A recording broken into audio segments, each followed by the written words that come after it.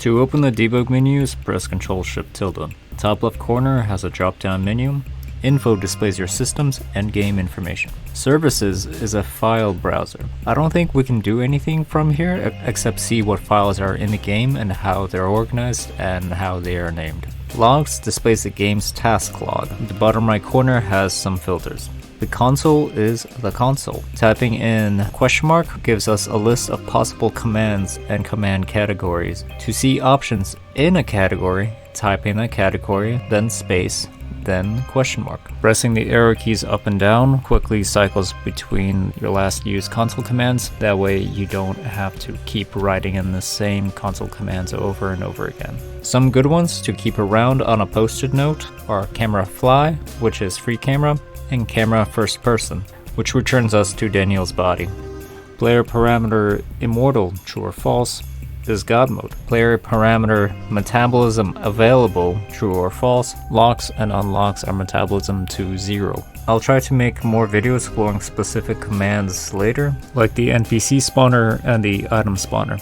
But real quick, some of the items in the item spawner will soft lock us when you try to open your menu, and to help everybody, I have done the work of testing every single one of them and found that these ones that I've marked with a red dot will break our game. The other ones work fine though. And there's a few fun secrets and potential spoilers in here. And the settings menu has a bunch of options for us. Some of these are going to require their own video to talk about, but basic ones to understand are the custom visible options, which turns on and off access to different menus in our pause menu, such as the map, which can give access to the map where we're not supposed to have access. Debug move, which lets us move a lot faster and gives us a jump button. Can any travel, which allows us to fast travel without the gates just by opening up our menu from anywhere. Map info, which puts lines on the map showing off how all the districts are interconnected.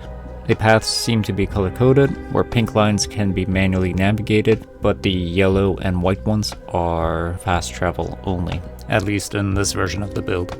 Debug weapons, which gives us all the weapons in the game, and infinite ammo, which includes the pistol, prototype, an earlier unreleased version of the prototype, and matches. Don't delete saves. By default, whenever Daniel shoots himself, the game deletes our saved game. Don't delete saves prevents that. UI visible just turns on and off the entire UI, which is useful for screen captures. And the last one I'm going to mention is debug visible, which enables a lot of things. Most notably, allows us to manually save and manually load saved games. And from the main menu, it enables the scene loader, which lets us load specific maps.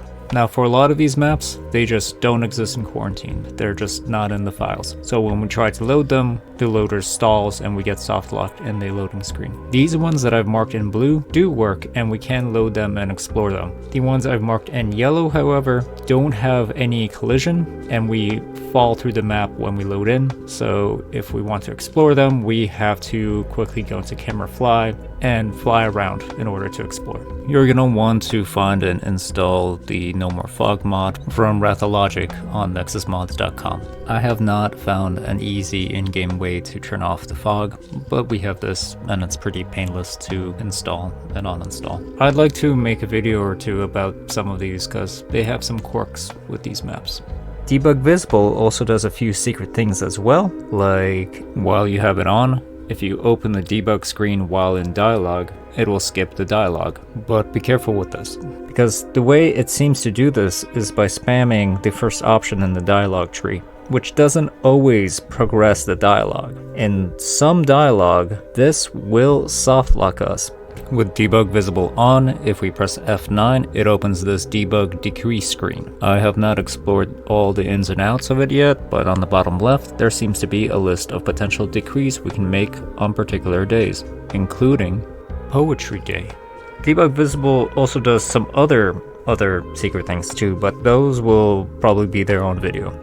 And at the very bottom of the settings menu are some widgets, which let us track a number of things like frames per second, our button inputs, our GPU, and memory, and things like that. Alright, go have fun, go explore, go break the game.